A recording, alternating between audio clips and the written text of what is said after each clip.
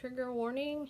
I am going to be talking about emotional abuse, so if that's a trigger, you might want to just not watch this video. And this video is very uncomfortable for me to make, so I'm not going to edit out my awkward long pauses because that would feel disingenuous, because I'm autistic. Those things happen, or my brain just, all the language just goes poof, and I have to rebuild it and recalibrate, and I want to show that. And when I'm talking about positive things, it's easy for language to happen for me, but when I'm talking about negative things that are personal, it's like language shuts down, and there's a reason that happens. So this video, I guess it's kind of a confessional video of sorts, and it's very uncomfortable for me. I'm already distress stimming a bit in my lap. This is a distress stim. If I'm doing this, I'm not happy with what's going on. No matter what my face is doing, if I can be laughing and doing this. This is a giveaway that I'm not happy, that I'm stressed out, that I'm tense. So, here we go, I guess. I grew up with an emotionally abusive dad. I make no secrets about that. I've mentioned it a couple times.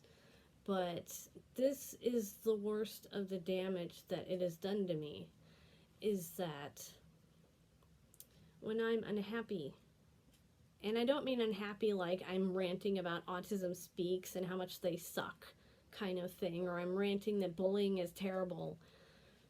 I'm talking about just very personal feelings like being sad or being angry or just being upset about personal things going on in my life. I grew up basically with the message that nobody wants to look at you or talk to you or be around you or listen to you or just hang around with you when you're unhappy or in a negative mindset or are just not being a bubbly, positive person. So my tendency when I'm unhappy is to clam up and shut up and not talk about it because people don't want to deal with it. That's the message I got. I know there are people that listen to me, and I appreciate you very much. Those of you that I have talked to about very personal, upsetting issues. But when you grow up being told nobody wants to deal with you when you're unhappy, that does so much damage. Like, more damage than I can even put words to. And it's hard for me to find the language to talk about these feelings because I've been shut down so much that my brain just shuts down language related to that. I can type it easier than I can speak it, which is so frustrating.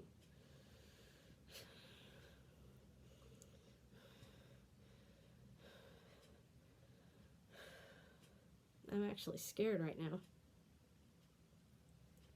I'm really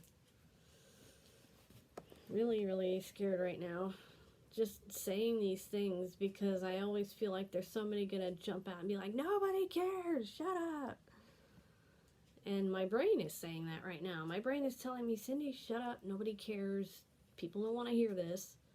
But someone who's going through emotional abuse right now needs to hear it, that you can and you should talk about it when you feel bad, when you're upset, when your abuser has done something that has pissed you off. You have a right to your feelings, and your feelings are valid. And you have a right to express those feelings. You have a right to say, hey, this is wrong. You have a right to your emotions and to express them. And when you grow up, you have to learn healthy ways to cope. And if you're a kid and your coping mechanisms are dangerous and scary, you need to find healthy ones. But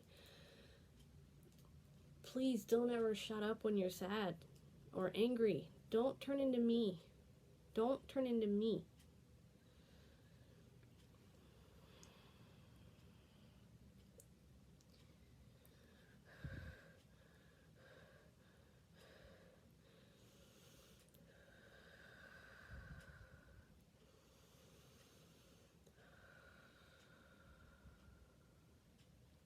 I had to slow down. I have this impulse to say sorry, I didn't mean it.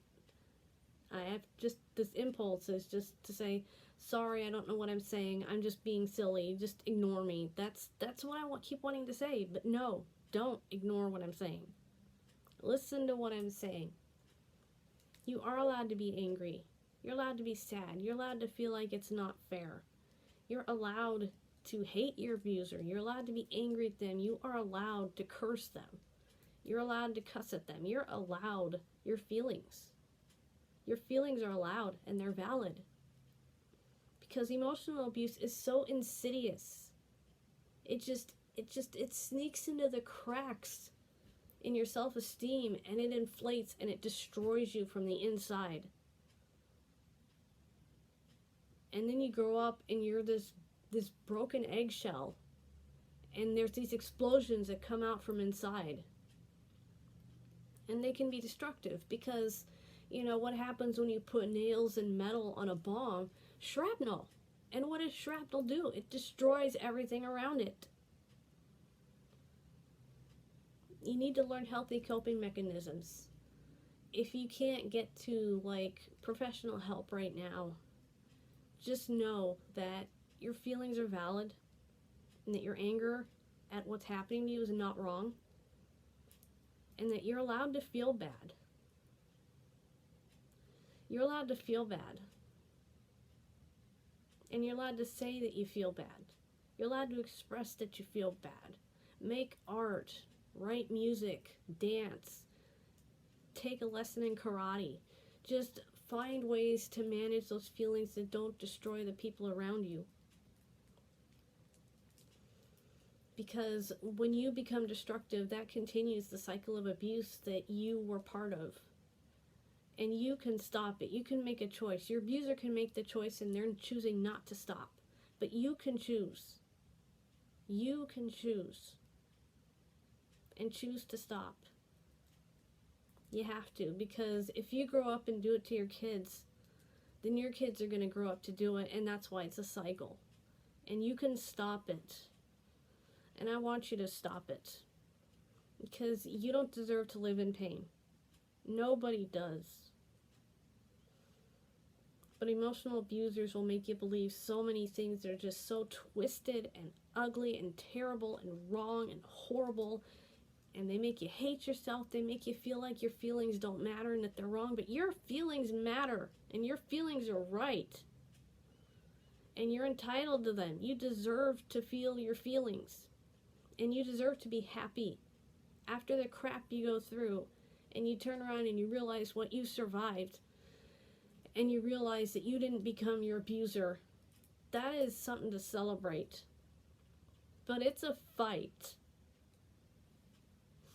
It's a fight. And it's hard. And it's ugly, and it's scary, and it's horrible. And you may feel like you're never going to survive it, but you have to claw your way out of it. You have to claw your way through this.